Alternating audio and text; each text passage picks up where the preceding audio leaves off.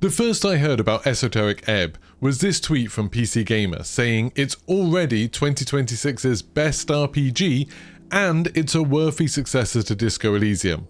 I was sold immediately, and now I've played the game, it actually lives up to the hype. The character customization at the beginning of Esoteric Ebb should be familiar to anyone that's played a Dungeons and Dragons style game.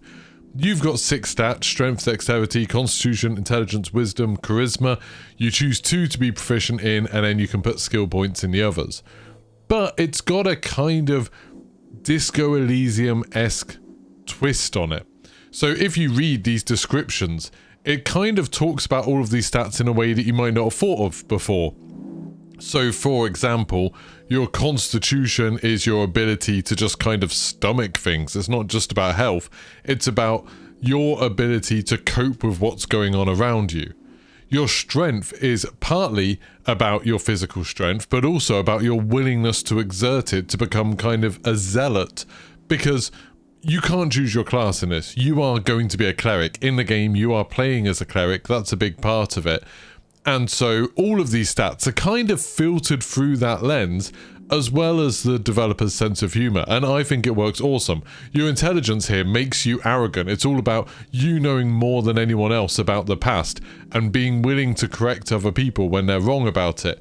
Your wisdom is a little bit more about being selfless and wanting to help other people. And just like in Disco Elysium, when you're playing the game, all of these different stats will talk to you. They will try to guide you. You'll be constantly doing dice checks against them, but they also serve as kind of characters, as parts of your psyche. I won't go into spoilers in this video, but when you wake up in Esoteric Ebb, it's again a little bit like Disco Elysium. You have a mission to do, but you've started off in a pretty bad way. You don't entirely know everything that you probably should know, and as a character, as a professional, you're lacking a little bit. You're a little bit incompetent. Now, there are other similarities to Disco Elysium in that the music is awesome. It's got a really strong kind of artistic style. All of the characters are kind of constantly talking about politics, but not in an overtly preachy kind of way, more in a we're going to challenge you no matter what you believe kind of way. But I don't just want to spend this whole video talking about how this game is like Disco Elysium. I think it's enough to say it's like Disco Elysium in a lot of really, really good ways. Disco Elysium clearly inspired some elements of it, but it is very much its own game. So let's talk about the ways in which it works by itself.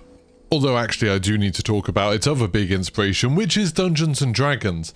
And the gameplay of this is kind of like a point-and-click adventure. You're going around, you're interacting with people, but it harnesses that awesome element of Dungeons and Dragons where you can kind of do what you want all of the time. So whenever you try to do an action, it rolls dice, as you can see here, and it is always a dice check against some sort of statistic you've got, which can be modified by different abilities and things like that.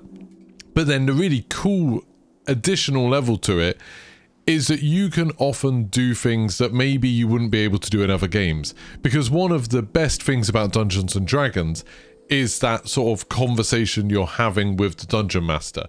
This kind of idea that you can come up with creative solutions to things and use the tools at your disposal to try and get stuff done. So in this section that you're watching now, I noticed something that was stuck on a windmill. My character has really low strength and dexterity and constitution. They're physically kind of terrible. So when they tried to reach something that was stuck to this windmill blade, they ended up also stuck to the windmill blade and they couldn't get off because I was having to do dice checks that were way beyond what I was really capable of. Now, I did realize that this could have been a problem. So because I'm a cleric, just before I got involved in this whole situation, knowing that I was too weak to really do it, I cast a shield on myself, so when I was consistently taking damage throughout this whole thing, I actually took a lot less damage because I had Shield of Faith on. So every time I should have taken damage, I took one less, and that allowed me to survive this whole thing.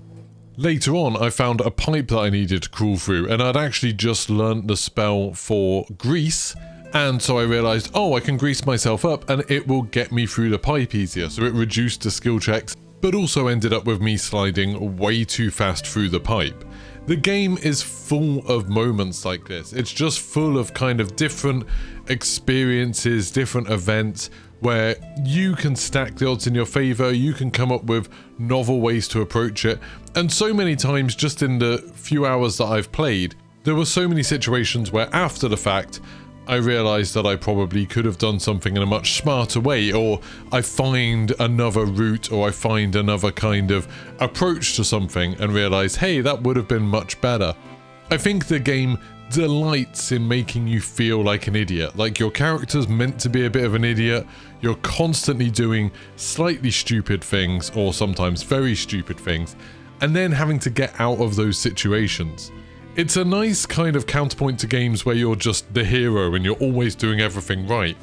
In this, you're very much constantly messing up. You're very much having to deal with being a bit of a loser. And I think that makes the game more fun. It definitely makes the game funnier. All of those trappings of Dungeons and Dragons are here. Like, you have spell slots, you have to rest to recover some of them. You can use different methods of gaining spell slots or renewing them and stuff like that. There's loads of like cool little nods to that kind of gameplay, but it also isn't super arduous. It's not like Baldur's Gate 3. You're not really having to deal with tons and tons of complex stats or anything. I haven't personally come across any kind of proper combat yet, although I get the impression that there is some in the game, but I'm not really sure how that works. It doesn't demand a lot from you as a player. It just kind of presents you with the most fun aspects of Dungeons and Dragons and uses that to make the game more entertaining. But all of that is almost a distraction from the best part of the game, which is the conversations. Every character I've spoken to has been super interesting, had different layers to them, they've had things that they're interested in. A lot of the time, the characters are weirdly not that interested in you. I think there's a level of subversion going on where the game knows you expect to be the most important person in the room at all times. It knows that you expect to be a hero. There was a really funny moment where I'd picked up a mouse and then I found a character that really liked mice.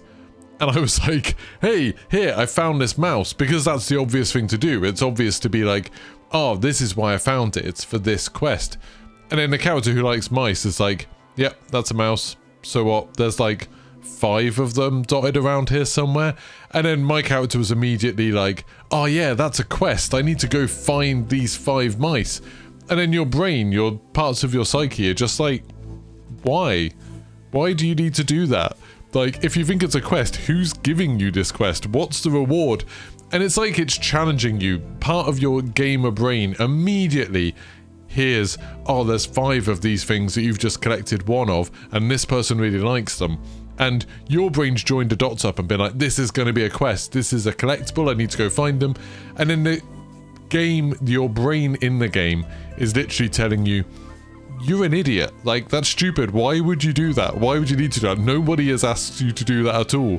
And I really, really enjoy that kind of subversion. It makes the game feel so unique.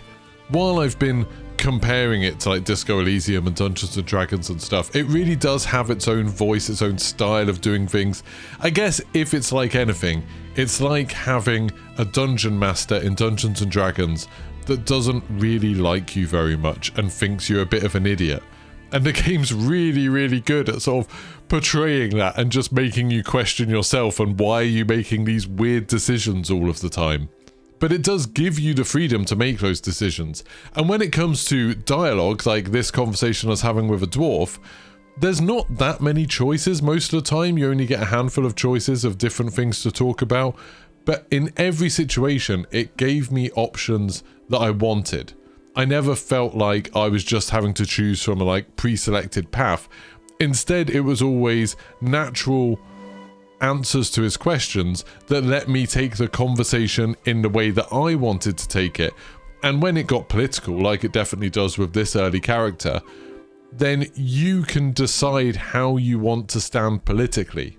The whole game is structured around there being an election in 5 days. Everything you do sort of progresses time forwards a little bit, and so that's your time limit. You need to get everything solved and sorted before those 5 days are up, before the election happens. And along the way, you can talk to other characters about who they're voting for. And I think the writer has done a really good job of making fantastical political parties in this fantasy setting. You know, there are goblins and trolls and dwarves, and there's like guilds of mages and trade guilds and things like that. But you can draw connections between them and real life political parties and your real life political opinions. So there are people who only care about profits. They only care about industry and making as much money as possible, and they talk about freedom and a free market, and it's easy to draw connections between them and, like, you know, the Conservatives in the UK or the Republicans in the US and their belief that a free market is going to be the solution to everything.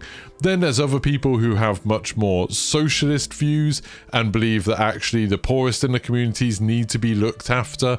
And then there's other people that are maybe a little bit more radical. There's people who are more religious, and none of it is like preachy, like I said earlier. None of it is tied enough to the real world that you're going to feel like your own political views are being assaulted. But you are going to feel like they're being challenged. You are going to have things that you think you believe, things that you think you agree with, being discussed in a way that makes you question your own beliefs. And I think that's a sign of really, really good writing. Sorry to bring it up again, but that's something Disco Elysium did incredibly well. Like, whether you're left wing or right wing or somewhere in the center, Disco Elysium did a really good job of making you feel a little bit stupid for supporting that kind of approach, that kind of belief. And this does a similar thing where no matter where you stand, it's going to have characters that just come up with really good points that make you challenge that and make you think, oh, well, actually, okay, in this circumstance, maybe I need to go against my principles a little bit. And I think that's a sign of really good writing when you're dealing with things like politics and economics and religion. And again, all of this is wrapped up in a Dungeons & Dragons style fantasy game with dice rolls and action, hit points, loads of items and different things like that. It just works incredibly well. And on top of everything, it's funny. Like, it's genuinely laugh out loud funny. There's loads of really, really good little jokes, like almost like one-liners, as well as physical comedy, some visual gags, like really, really funny characters.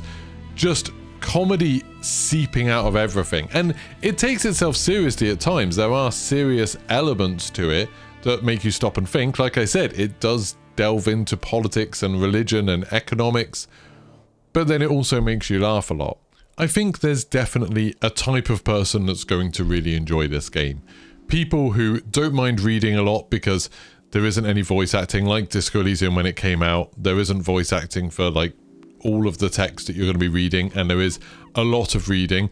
And to get on with this, I think you've got to have a certain tolerance for fantasy. Like, I've been a little bit put off by the sheer amount of like made up words and history. There's tons of lore thrown at you. I did put a lot of points in intelligence, so my character cares more about lore than I do in real life. But if you can deal with all of that, or maybe you're the sort of person that absolutely loves that kind of thing, I think you're just going to have a great time. And especially if you're maybe a little bit older and you don't care about, you know, fast gameplay and stuff like that. You long for those witty and interesting point and click adventures that we used to play. I think you're just going to have an amazing time. I'd easily recommend this to anyone that liked Disco Elysium or the old Telltale games, you know, like Walking Dead and The Wolf Among Us and stuff like that, where you had a lot of choices. And even I think people who played Baldur's Gate and maybe want something that's less combat oriented than that, but has a lot of the freedom and the kind of funny stories that emerge from your own decisions. This game is just so good. Like, to be honest, everyone should go play it. I just heartily recommend this. It's easily the best game that I've played so far in 2026. And I know we're only in March, but it's actually been a really great year for games already. Sadly, I think it is only available on PC right now. It's only like £19 on PC, which is an absolute steal for this game. It's a bargain. You should get it. You should play it. I'm sure it'll work great on Steam Deck and stuff like that too. I can see no reason why it wouldn't. Hopefully they do end up bringing it to console and giving it the full Disco Elysium treatment. Like, I would love to play a version of this with voice acting. I think that's the one way I would like it to be improved. But if you've watched this video and you think, oh yeah, this looks interesting, go get it. Like, you are gonna have a great time. If you enjoyed this video, don't forget to like and subscribe. It really does help out a bunch. This is a new channel. Every like helps a lot. Every subscription helps a lot. I'm going to keep on bringing you videos about games that I find interesting. So stay tuned for more, and I'll see you then. Goodbye.